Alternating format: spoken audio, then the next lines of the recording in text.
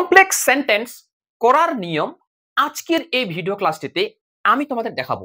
নিয়ম 1, নিয়ম 2, নিয়ম 3, নিয়ম 4, নিয়ম 5, নিয়ম 6, এই মাত্র 6টি নিয়ম দিয়ে কমপ্লেক্স সেন্টেন্স তোমরা কিভাবে করতে পারবে একেবারে প্রশ্নের গঠন দিয়ে আমি বোঝাবো এবং উত্তর করার নিয়ম দিয়ে আমি তোমাদের বোঝাবো। পরীক্ষায় প্রশ্নটি কিভাবে থাকবে, কিভাবে তোমরা চিনতে পারবে যে এটা কোন প্রশ্ন, কিভাবে উত্তরটা করতে হবে, উত্তরটি বা কিভাবে করতে হবে, সবকিছু আমি তোমাদের আজকে শেখাবো। একটু ধৈর্য সহকারে ভিডিওটি দেখো, ভিডিওটি না টেনে টেনে সম্পূর্ণ দেখো, অর্থাৎ 6টি নিয়ম দেখো। আশা করি তোমাদের পরীক্ষায় যে কোনো কমপ্লেক্স সেন্টেন্স আসুক না কেন উত্তর করতে পারবে। দেখো আমি লিখে দিয়েছি কমপ্লেক্স সেন্টেন্স করার নিয়ম। ওকে, ব্র্যাকেট সাইডে লিখে দিয়েছি 6টি নিয়ম। নিয়ম 1, প্রথম নিয়ম। নিয়মটির নাম কি, আগে নিয়মগুলো ভালো করে বুঝবে কিন্তু। ওকে, নিয়মটির নাম কি? Noun adjective. ওকে, এটা কিন্তু ব্যক্তির ক্ষেত্রে, অর্থাৎ নিয়ম 2 যেটা হবে ওটা কিন্তু আলাদা হবে, ওটা কিন্তু বস্তুর ক্ষেত্রে হবে। ওকে, আগে বুঝিয়ে দিই। নিয়ম 1, নিয়ম একটা নাম নাউন অ্যাডজেক্টিভ, এটা কিন্তু ব্যক্তির ক্ষেত্রে। কি করে তোমরা বুঝতে পারবে এটা ব্যক্তির ক্ষেত্রে? দেখো আমি উদাহরণ দিয়েছি 1, 2, 3, 3টি উদাহরণ দিয়েছি। এই নিয়মটির সাহায্যে আমরা উত্তরটি কিন্তু করব। দেখো দিয়েছি I know a famous doctor. Okay, full stop, ব্র্যাকেটে বলেছে মেক ইট কমপ্লেক্স। ব্র্যাকেটে কিন্তু কোন কোন সেন্টেন্সে উত্তরটি করতে হবে এটা কিন্তু ব্র্যাকেটে দেওয়া থাকবে। ওকে, আচ্ছা তাহলে এবার দেখো I know a famous doctor, এই শব্দ সবার শেষে শব্দটা দেখো ফেমাস আছে না, এটা কিন্তু অ্যাডজেক্টিভ। ওকে, ফেমাস। আর তারপর দেখো ডক্টর, এই ডক্টরটা কিন্তু নাউন। ওকে, তাহলে এই নিয়ম একটিতে আমরা দেখব যে প্রশ্নটার শেষের দিকে বেশিরভাগ ক্ষেত্রে আগে নাউন থাকবে এবং নাউনটার আগে একটি অ্যাডজেক্টিভ দেওয়া থাকবে। ওকে, হ্যাঁ, এবার যেটা নাউন হবে, নাউন সেটা কোনো ব্যক্তিকে বোঝাবে, বস্তুকে কিন্তু নয়। ওকে, যদি অ্যাডজেক্টিভের পর নাউনটি কোনো ব্যক্তিকে বোঝায়, মানুষ ব্যক্তিকে বোঝায়, তবেই কিন্তু নিয়ম একটা দিয়ে হবে। তাহলে নাউনটা দেখো, নাউনটা কি? ডক্টর। তোমরা তো বুঝতে পারছো ডক্টর, ডাক্তার, ডাক্তার মানে এটা কি ব্যক্তি, তাই না? এবার আমরা উত্তরটি কিভাবে করব? উত্তরটি দেখো, আমরা উত্তরটি করব এখানে সাবজেক্টে সাবজেক্ট, এখানে আই ছিল, আইতে আই লিখলাম। তারপর ভার্ব নো, নোতে নো, এই ভার্বটি কিন্তু প্রেজেন্ট ফর্ম, অর্থাৎ ভার্বের 1 নাম্বার ফর্ম। মনে রাখতে হবে, যদি ভার্বের 1 নাম্বার ফর্ম দিয়ে এরকম প্রশ্ন আসে, তাহলে আমরা উত্তরটি যখন করব তখন একটা হেল্পিং ভার্ব আমরা কিন্তু নিব। আমরা হেল্পিং ভার্ব নিব, যদি ভার্বের 1 নাম্বার ফর্ম থাকে তাহলে হেল্পিং ভার্ব নিব ইজ কিংবা আর। আর যদি এই ভার্বটা পাস্ট ফর্মে দেওয়া থাকে তাহলে আমরা হেল্পিং ভার্ব নিব ওয়াস এবং ওয়ার। তাহলে এই নোটা কিন্তু এখানে, এই নোটা কিন্তু ভার্বের 1 নাম্বার ফর্ম, মানে প্রেজেন্ট ফর্ম, অর্থাৎ এখানে আমরা হেল্পিং ভার্ব হিসাবে নিব ইজ কিংবা আর। ওকে, আচ্ছা তাহলে আইতে আই লিখলাম, নোতে নো লিখলাম, তারপর দেখো এতে এ লিখলাম। ওকে, তারপর কিন্তু এক্সেক্টিভ আছে, আমাদের কিন্তু এক্সেক্টিভটা এখন লিখতে হবে না, আগে এই নাউনটা আমরা লিখব। ওকে, নাউনটা কি আছে? ডক্টর। তাহলে আমরা ডক্টর লিখলাম। দেখো আমরা এখানে ডক্টর লিখলাম, বাস। ডক্টর লেখার পর তারপরে এখানে একটা হু লিঙ্কার আনতে হবে, হু। দেখো হু লিখলাম। ওকে, হু লেখার পর এখানে একটা হেল্পিং ভার্ব বসাতে হবে। এই হেল্পিং ভার্বটা বসার আগে তোমরা কিন্তু লক্ষ্য করবে এই ভার্বটা যদি প্রেজেন্ট ফর্ম থাকে তাহলে ইজ আর এর মধ্যে লিখতে হবে।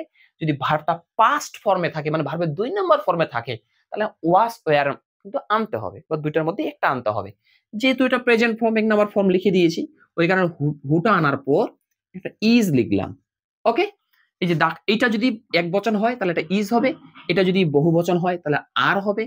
ওরকম ভাবেই এটা যদি একবচন হয় তো ওয়াস হবে, এটা যদি বহুবচন হয় তাহলে ওয়ার হবে। হুটার আগে দেখবে এই শব্দটা অনুযায়ী ইজ হবে না আর হবে, এই শব্দটা অনুযায়ী ওয়াস হবে না ওয়ার হবে। ওকে, তাহলে আচ্ছা হু ইজ লিখলাম, লেখার পর তারপরে আমরা এক্সেক্টিভটা বসিয়ে দিব, ফেমাস। দেখো তাহলে উত্তরটি কি হলো? আই নো, প্রশ্নটি কি ছিল? I know a famous doctor. উত্তরটি হলো I know a doctor who is famous. Okay, এইভাবে কিন্তু আমরা 2 নম্বর প্রশ্নের উত্তরটি করব। দেখো, I saw a blind man, মানে আমি একটা অন্ধ লোককে দেখেছিলাম। ওকে, এখানে দেখো সো, সি হচ্ছে 1 নাম্বার ফর্ম, মানে প্রেজেন্ট ফর্ম, আর সি এর পাস্ট ফর্ম হচ্ছে সো, দেখেছিলাম। তো এটা পাস্ট ফর্ম মানে ভার্বের 2 নম্বর ফর্ম। তাহলে এখানে আমরা ওয়াজ কিংবা ওয়ার ভার্বটা, হেল্পিং ভার্বটা নিয়ে আসবো। যখন হেল্পিং ভার্বটা বসাবো তখন ওয়াজ ওয়ার নিয়ে আসবো। ওকে, তো দেখো উত্তরটা, আইতে আই লিখলাম, সোতে সো লিখলাম, এতে এ লিখলাম। এখানে কিন্তু দেখো ব্লাইন্ডটা কিন্তু অ্যাডজেক্টিভ, ওকে, আর মেনটা কিন্তু নাউন। ওকে, আচ্ছা, তোমাদের কিন্তু এটা পরীক্ষা লিখতে হবে না, তোমাদের মনে মনে বের করে নিতে হবে। তাহলে এটা লেখার পর আগে আমি নাউনটা লিখবো, এটা যেমন করেছিলাম। আমি লিখলাম মেন, তারপর কি আনতে বলেছিলাম, হু। যদি এটা ব্যক্তি হয়, দেখো মেন ব্যক্তি, তাই না? তো ওই জন্য এখানে হু নিয়ে আসলাম। এবার এখানে বিষয় হচ্ছে, এখানে ইজ আর হবে না ওয়াজ ওয়ার হবে, কে বলে দিবে আমাকে? ওইটা বলে দিবে এই ভার্বটা, এই প্রশ্নের আগের ভার্বটা। ওকে, আচ্ছা, সো পাস্ট ফর্ম, তার মানে এখানে ওয়াজ ওয়ার এর মধ্যে আনতে হবে। তাহলে এটা যদি এক বচন হয় তাহলে এখানে ওয়াজ হবে, আর ওইটা যদি বহু বচন হতো তাহলে এটা ওয়ার হতো। ওকে, আচ্ছা, লিখলাম ওয়াজ, তারপর এক্সিটটা বসাইতে হবে, ব্লাইন্ড। দেখো, ওকে, এবার এখানে দেখো আরেকটা উদাহরণ দিয়েছি, he was a very clever person. দেখো, এটা কিভাবে দিয়েছি, he was a very clever person, make it complex, মানে এটা কমপ্লেক্স সেন্টেন্সে করো।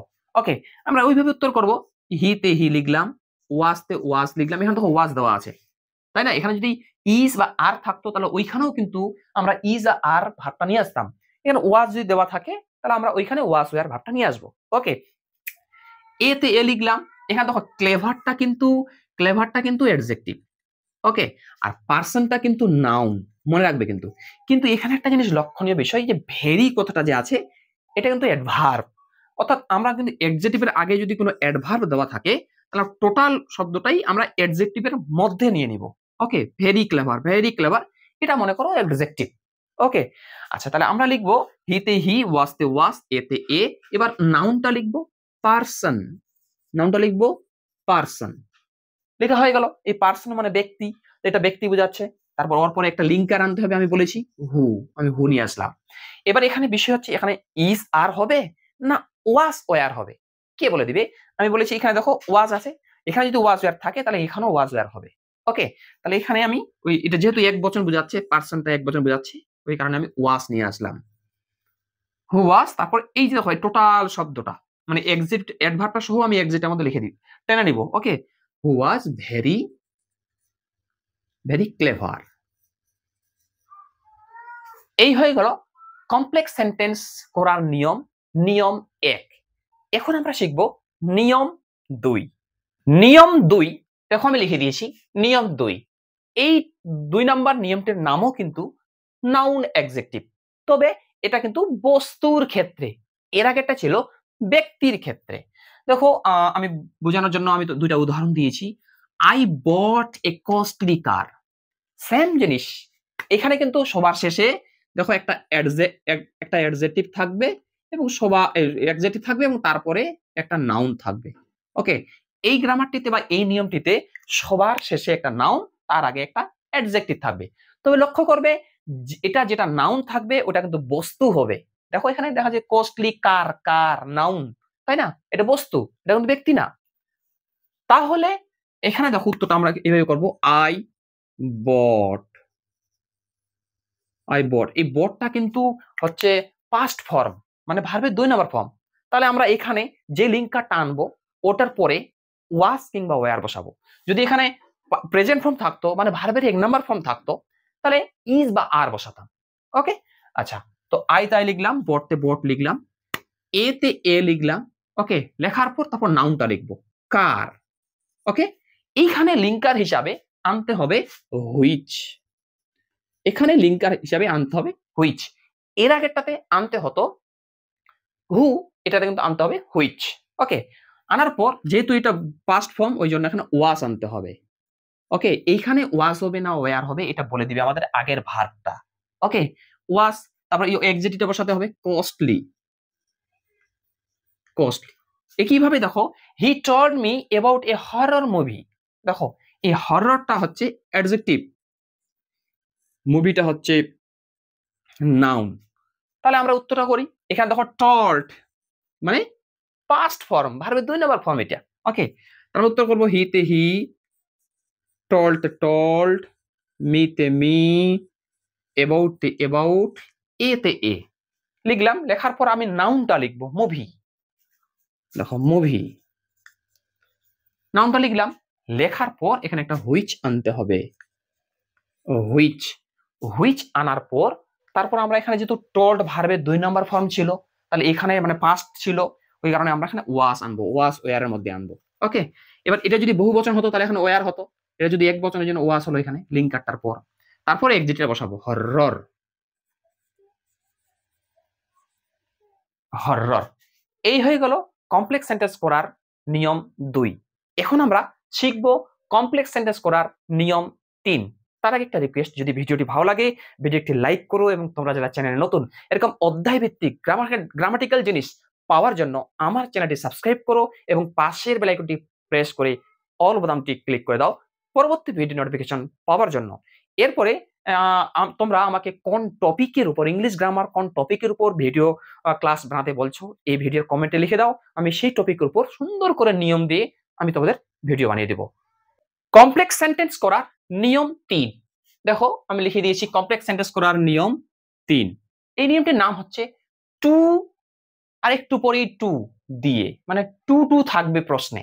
ওকে, যেমন দেখো হি ইজ টু, এখানে একটা টু, টি ডবল, প্রথম টি ডবল, টু উইক, তারপরে টিও টু ওয়ার্ক ফাস্ট, মানে টি ডবল টু আর একটু পরেই টিও টু থাকবে, work fast, make it complex, মানে এটা কমপ্লেক্স সেন্টেন্সে করো।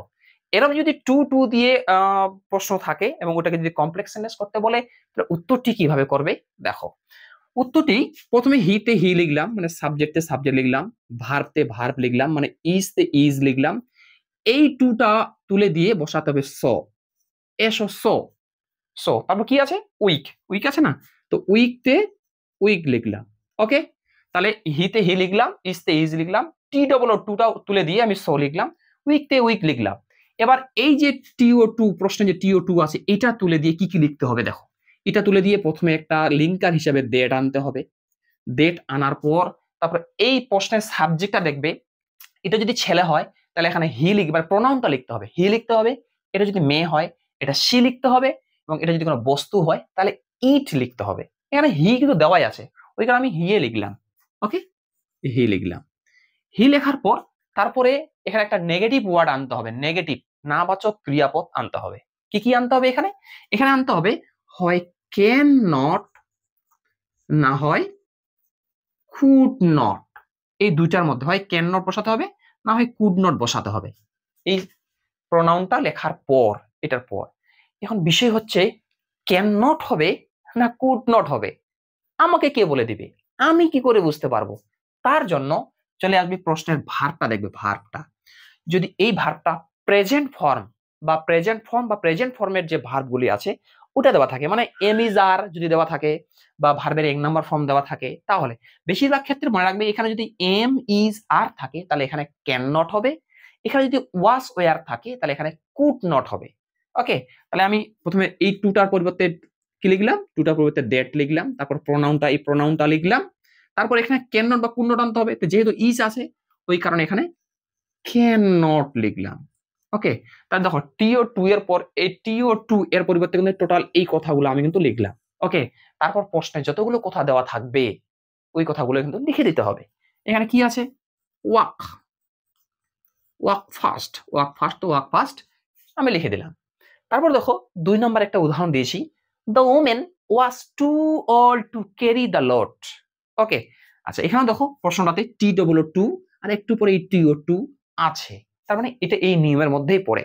তাহলে আমরা উত্তরটি করি একটু, দেখো দা, দাতে দা, ওমেনতে ওমেন। ওকে, ওয়াস, এখানে ওয়াস আছে, দেখো কিন্তু ওয়াস আছে তাই না, ওয়াসতে ওয়াস, তার মানে আমরা উত্তরটিতে কুড নট আনবো এখানে ওইদিকে, ওয়াসতে ওয়াস, টি ডবল টুটা তুলে দিয়ে সো বসাতে হবে, তারপর কি আছে ওল্ড, ওল্ডে ওল্ড বসাতে হবে। এবার এই টিও টু, এই টিও টু, এই টিও টুটা তুলে দিয়ে এখন আমাদের কি বসাতে হবে, প্রথমে একটা লিঙ্কার হিসাবে ডেট আনতে হবে। ওকে, মনে রাখবে কিন্তু প্রথমে একটা লিঙ্কার হিসাবে ডেট, তারপরে এই যে প্রশ্নের যে সাবজেক্টটা ছিল এর প্রনাউনটা বসাতে হবে। তো এখানে যে নাউন ছিল কি, এখানে নামটা সাবজেক্টটা কি ছিল, দ্য ওমেন, মানে মহিলা। তাহলে আমরা এখানে শি লিখবো, তার জন্য প্রনাউন, দ্য ওমেনের প্রনাউন হচ্ছে শি। ওকে, আচ্ছা, তারপর কি লিখবো, এখানে একটা ক্যান নট বা কুড নট আনবো। এবার ক্যান নট হবে না কুড নট হবে, তার জন্য আমাকে ভার্বটা দেখতে হবে, প্রশ্নের ভার্বটা। ওয়াস আছে, আমি কি বলেছিলাম, ইজ আর আর যদি থাকে তাহলে ক্যান নট, প্রশ্নে যদি ওয়াস ওয়ার থাকে তাহলে এখানে কুড নট। এর আগেরটাতে কিন্তু ইজ ছিল ওই জন্য ক্যান নট হয়েছিল, এখানে কিন্তু ওয়াস আছে এখানে ওই জন্য কুড নট হবে, কুড নট। বাস এই টুটা পরিবর্তে আমরা এই কথা লিখে দিলাম। তারপর কি আছে, ক্যারি দ্য লট, প্রশ্নে কিন্তু অবশিষ্ট প্রশ্নে কি আছে দেখো, ক্যারি দ্য লট, ওটা আমরা লিখে দিব ক্যারি দ্য লট। ওকে, তাহলে কমপ্লেক্স সেন্টেন্স করার তিনটা নিয়ম আমরা শিখলাম। এরপরে আমরা শিখবো কমপ্লেক্স সেন্টেন্স করার নিয়ম 4। কমপ্লেক্স সেন্টেন্স করার নিয়ম 4 এর নাম কি, নিয়ম 4টির নাম কি দেখো, আমি লিখে দিয়েছি। পার্টিসিপল, অর্থাৎ পার্টিসিপল কাকে বলে, ভার্বের এক নাম্বার ফর্ম ওর সঙ্গে যদি আইএনজি যুক্ত থাকে, ভার্বের এক নাম্বার ফর্ম ওর সঙ্গে যদি আইএনজি যুক্ত থাকে তাকে পার্টিসিপল বলে। পার্টিসিপল দিয়ে এই নিয়ম 4টি কমপ্লেক্স সেন্টেন্স করার নিয়ম। ওকে, দেখো আমি এখানে লিখে দিয়েছি, the giant so the children playing in his garden, make it complex, মানে এটা কমপ্লেক্স সেন্টেন্সে করো। দেখো এই বাক্যে পার্টিসিপল কোনটা আগে তোমাকে ধরতে হবে। দেখো এখানে আইএনজি যুক্ত ওয়ার্ড কোনটা আছে, দেখো প্লেইং, প্লেইং, এখানেই খেলাটা আমাদের খেলতে হবে। ওকে, যেমন দেখো আমরা উত্তরটা কিভাবে করব, যেখানে পার্টিসিপলটা আছে ওইখানে খেলাটা খেলতে হবে কিন্তু। ওকে, দাতে দা লিখলাম, জায়েন্টে জায়েন্ট লিখলাম, সোতে সো লিখলাম, দাতে দা চিলড্রেনতে দা চিলড্রেন লিখলাম। ওকে, তারপর দেখো এখানে পার্টিসিপল, চিলড্রেন তো লিখলাম, তারপর এই পার্টিসিপলটা আছে। এই পার্টিসিপলটা লেখার আগে আমাদের কি কাজ করতে হবে, যদি পার্টিসিপলটার আগে দেখবে যদি ব্যক্তি থাকে তাহলে এখানে কিন্তু হু বসাতে হবে। আর পার্টিসিপলটার আগের ওয়ার্ডটা যদি বস্তু থাকে তাহলে হুইচ বসাতে হবে। ওকে, আচ্ছা, তাহলে আমি এখানে চিলড্রেন লেখার পর হু বসাই দিলাম কেন, কারণ পার্টিসিপল আগের ওয়ার্ডটা চিলড্রেন, এটা কিন্তু পার্টিসিপলের আগে যে ওয়ার্ডটা চিলড্রেন ছিল এটা কিন্তু ব্যক্তিকে বোঝাচ্ছে, তাই না, হু। এবার হু লেখার পর তারপর এখানে একটা ভার্ব আনতে হবে, মানে ইজ আর, হয় ইজ আর আনতে হবে, না হয় ওয়াস ওয়ার আনতে হবে। আমার বিষয় হচ্ছে এখানে ইজ আর আনবো না ওয়াস ওয়ার আনবো, এটা কি করে আমি বুঝতে পারবো, দেখো তার জন্য এই ভার্বটা যদি এটা পাস্ট হয় তার মানে ওয়াজ ওয়ার, যদি এখানে ভার্বটা যদি প্রেজেন্ট হয় তাহলে ইজ আর আনতে হবে। যেহেতু সো পাস্টে ভার্ব দুই নম্বর ফর্ম, ওই কারণে এখানে ওয়াস আনতে হবে। হ্যাঁ, ওয়াস আর ওয়ার আনতে হবে এখানে, কিন্তু একটা লক্ষ্য করবে তার আগে যদি এটা বহুবচন হয় তাহলে এখানে ওয়ার বসাতে হবে, যদি বহুবচন হয় তাহলে আর বসাতে হবে। ওকে, তাহলে এখানে বহু চিলড্রেন আছে, তাহলে ওই কারণে আমি এখানে ওয়ার করে দিলাম। ওকে, দেওয়ার পর তারপরে যা আছে তাই, মানে পার্টিসিপলটা, এটা পার্টিসিপল ধরে টোটাল শেষ পর্যন্ত লিখে দিতে হবে। তো আমি এখানে প্লেইং তে প্লেইং লিখলাম, এই যে পার্টিসিপল দেখো পার্টিসিপল লিখে দিলাম। ওকে, ইন তে ইন লিখলাম, হিজ তে হিজ লিখলাম, গার্ডেন তে গার্ডেন লিখলাম। অর্থাৎ এই প্রশ্নের পার্টিসিপলটার আগেই কিন্তু আমাকে আগে যে ওয়ার্ডটা দা চিলড্রেন, এই চিলড্রেন গুলো লিখে তারপর এখানে এই এক্সট্রা ওয়ার্ডটা আনতে হবে, হু, মানে হু আনতে হবে বা হুইচ আনতে হবে, আর এমিজার বা ওয়াজের আনতে হবে এখানে দিয়ে তারপর যা আছে তাই। ওকে, দেখো আরেকটা উদাহরণ, I saw him writing a letter. দেখো এখানে উত্তরটা কি হবে, পার্টিসিপল তো এইটা রাইটিং, তাই না, তার আগে কি আছে, হিম আছে।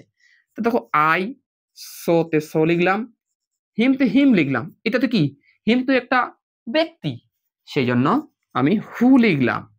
হু লেখার পর যেহেতু সো আছে, সো পাস্ট, ওই জন্য এখানে এক বচন এটা ওয়াজ লিখলাম। ওকে, তাহলে হু ওয়াজ হয়ে গেল। তারপর প্রশ্নের পার্টিসিপলটা থেকে শুরু করে শেষ পর্যন্ত আমরা কিন্তু লিখবো। রাইটিং আছে প্রশ্নটাতে, পার্টিসিপলটা রাইটিং আছে, আমি রাইটিংতে রাইটিং লিখলাম, এতে এ লিখলাম, লেটারতে লেটার লিখলাম। এটা তো আমরা দেখলাম যে পার্টিসিপলটা সবার শেষে থাকছে, কখনো কোনো প্রশ্নে পার্টিসিপলটা প্রথমেই থাকবে। তাহলে আমরা উত্তরটি কিভাবে করব, দেখো এখানে দ্য হামিং ইনসেক্টস, এই দ্য হামিং গুনগুন করা বা গুনগুনকারী, দ্য হামিং ইনসেক্টস পতঙ্গ do not disturb his rest, make it complex, মানে একটা কমপ্লেক্স সেন্টেন্সে করো। তাহলে আমরা এর উত্তরটা কিভাবে করব, দেখো এটা আগে লিখলাম, দ্য ইনসেক্টসটা লিখলাম। ওকে, হামিংটা পার্টিসিপেলটা এখন আগে লিখতে হবে না, এটা ইনসেক্টসটা লিখলাম, ইনসেক্টস। ওকে, লেখার পর তারপর এখানে একটা লিঙ্কার বসাতে হবে, হু বা হুইচ আনতে হবে। এটা বস্তুর ক্ষেত্রে ধরে নাও, আমি এখানে হুইচ, দেখো হুইচ করে দিলাম। এবার হুইচ করে দেওয়ার পর এখানে দেখতে হবে না এমিজার হবে না ওয়াজার হবে। দেখো এখানে ডু নট আছে, do not. Okay, do not বা ডাস নট যদি থাকে তাহলে এটা প্রেজেন্ট হয়, আর প্রেজেন্টের জন্য হেল্পিং ভার্ব হচ্ছে ইজ বা আর আনতে হবে। তো হুইচ আর করে দিলাম কেন, দেখো দা ইনসেক্টস, তার আগের ওয়ার্ডটা দেখো ইনসেক্টস, বহুবচন, পতঙ্গগুলি এস যুক্ত আছে না, ওই জন্য হুইচের পর আর হলো।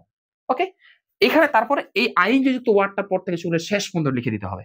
হুইচ আর তো আমরা বানিয়ে নিলাম এটা, তারপর এই আইএনজি যুক্ত ওয়ার্ডটা মানে হামিং থেকে যা আছে প্রশ্নে, ওকে, প্রশ্নে যা আছে ওইটা কিন্তু আমাদেরকে লিখে দিতে হবে।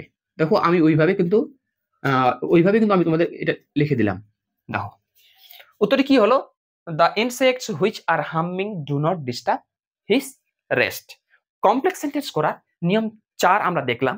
এরপরে আমরা দেখব কমপ্লেক্স সেন্টেন্স করার নিয়ম 5। কমপ্লেক্স সেন্টেন্স দিয়ে জয়নিং করার নিয়ম 5। এই নিয়মটির নাম দেখো আমি লিখে দিয়েছি অ্যাজ সুন অ্যাজ দিয়ে, অর্থাৎ প্রশ্নটিতে প্রথমেই একটি অ্যাজ সুন অ্যাজ থাকবে। যেমন দেখো as soon as he reached the station, একটা কমা দেওয়া থাকবে। দ্য ট্রেন লেফট, কমপ্লেক্স মানে ব্র্যাকেটে দেওয়া আছে, কমপ্লেক্স সেন্টেন্সে করো। তাহলে আমরা উত্তরটি কিভাবে করব, মনে রাখবে অ্যাজ সুন অ্যাজ এটার পরিবর্তে লিখতে হয় no sooner, no sooner had. Okay, তাহলে আমরা এস সুন এস এর পরিবর্তে লিখলাম নো সুনার হ্যাড। তারপর যা আছে, তারপর কি আছে, হি, প্রশ্নে হি ছিল, এই যে হি ছিল, তারপর রিস্ট, তারপর যা ছিল দা স্টেশনতে, স্টেশন অর্থাৎ কমা পর্যন্ত, এই যে স্টেশন কমা আছে না এখানে প্রশ্নটাতে, কমা পর্যন্ত যা ছিল লিখতে হবে, ওটা আমি হুবহু ওইভাবে লিখে দিলাম। তারপরে কমাটা তুলে দিয়ে লিখতে হবে দেন, টি এইচ ই এন, এই দেন বানানটা টি এইচ ই এন। তবে যদি কেউ টি এইচ এ এন দাও তাহলে কিন্তু ভুল হবে। ওকে, টি এইচ ই এন, কমা তুলে দিয়ে দেন লিখলাম, তারপর যা আছে কমার পর ওইটাই লিখে দিতে হবে। দাঁত দাঁত, ট্রেনতে ট্রেন, লেফট লেফট, দেখো এখানে ছিল দ্য ট্রেন লেফট, আমি দেন এর পর লিখে দিলাম দ্য ট্রেন লেফট। ব্যাস, উত্তরটি হয়ে গেল। একটা রিকোয়েস্ট, যদি ভিডিওটি ভালো লাগে ভিডিওটি লাইক করো, এবং এই ভিডিওটি বেশি বেশি করে তোমাদের হোয়াটসঅ্যাপের বিভিন্ন গ্রুপে প্লিজ একটু শেয়ার করে দাও। ওকে, পরের কোশ্চেন দেখো, এস সুন এস, তাহলে আমরা কি লিখবো, এস সুন এসটার পরিবর্তে নো সুনার হেড লিখতে হবে। তারপর যা আছে তাই, আইতে আই, ইন্টারতে ইন্টার্ট, ইন্টুতে ইন্টু, দাতে দা, গার্ডেনতে গার্ডেন। তারপর এখানে কমা ছিল, এখানে গার্ডেনের পর দেখো একটা কমা ছিল। ওকে, এই কমাটা তুলে দিয়ে আমরা দেন লিখবো। ওকে, দেন লেখার পর তারপর পরে যেটা আছে ওটা হুবহু ওইটাই লিখে দিতে হবে। আই সো হেভি, দেখো যেটা লেখা ছিল আমি সেটাই লিখে দিলাম। এই হয়ে গেল কমপ্লেক্স সেন্টেন্স করার নিয়ম 5। এরপরে আমরা শিখব কমপ্লেক্স সেন্টেন্স করার লাস্ট নিয়ম, নিয়ম 6। কমপ্লেক্স সেন্টেন্স করার নিয়ম 6, নিয়মটির নাম দিয়েছি ইট ইজ দিয়ে বা ইট ওয়াজ দিয়ে। ওকে, আচ্ছা দেখো এটা আমরা কি করে বুঝবো, লেখা আছে the choice is not good. Okay, the choice is not good, complex সেন্টেন্সে করতে হবে। তো যখন তোমরা বুঝতে পারবে না যে আমি, এটা কিন্তু নিয়ম 6 হবে, এটা কিন্তু নিয়ম 6, যখন তোমরা বুঝতে পারবে না যে যেই গ্রামারটি তোমাদের পরীক্ষায় এসেছে সেটা ওই 5টা নিয়মের মধ্যে পড়ছে না, যখন তোমরা বুঝতে পারবে না যে যেই গ্রামারটি বা যেই কমপ্লেক্স সেন্টেন্সটি পরীক্ষায় তোমাদের এসেছে বা বিভিন্ন টেস্ট পেপারে আছে বা প্রশ্নবিচিত্রে আছে, সেটা আমি যে তোমাদের 5টা নিয়ম দেখালাম এই 5টা নিয়মের মধ্যে পড়ছে না, তখন তোমরা এই ইট ইজ দিয়ে বা ইট ওয়াজ দিয়ে উত্তরটি করে দিবে, তাহলে কিন্তু হয়ে যাবে। ওকে, দেখো the choice is not good, complex sentence করতে হবে। হ্যাঁ, ওই 5টা নিয়মের মধ্যে কিন্তু পড়ছে না, তাহলে আমরা এখানে ইট ইজ দিয়ে বা ইট ওয়াজ আনবো। দেখো ইট ইজ মানে কি, ইজ মানে কিন্তু প্রেজেন্ট, আর ইট ওয়াজ মানে পাস্ট। ওকে, তার প্রেজেন্টের ক্ষেত্রে ইট ইজ আনতে হবে, পাস্টের ক্ষেত্রে ইট ওয়াজ আনতে হবে। আমরা কি করে বুঝবো যে পরীক্ষার প্রশ্নটিতে প্রেজেন্ট না পাস্ট, তার জন্য দেখো ভার্বটি দ্য চয়েস ইজ প্রেজেন্ট, এরপর দেখো our village is present, my plan was past, তাই না? প্রথম দুটো প্রেজেন্ট আর শেষটা হচ্ছে পাস্ট। তা আমরা প্রথমেই কিন্তু লিখতে হবে it is. Okay, it is লেখার পর সাবজেক্টটা লিখে দিবে, it is the choice.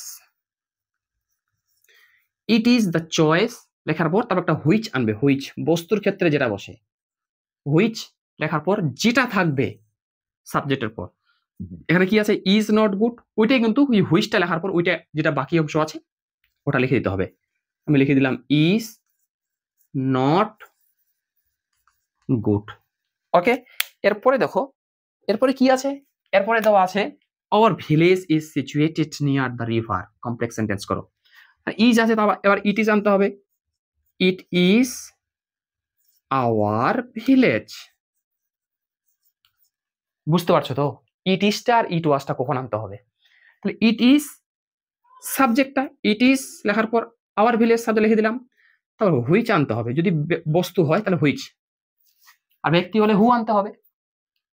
It is our village which, কারণ এটা হচ্ছে সাবজেক্টটা হচ্ছে বস্তু, এটা যদি ব্যক্তি হতো তাহলে হু হতো। It is our village which লেখার পরে তারপর প্রশ্নের যেটা শেষের অংশটা আছে এটা লিখে দিতে হবে, is situated near the river.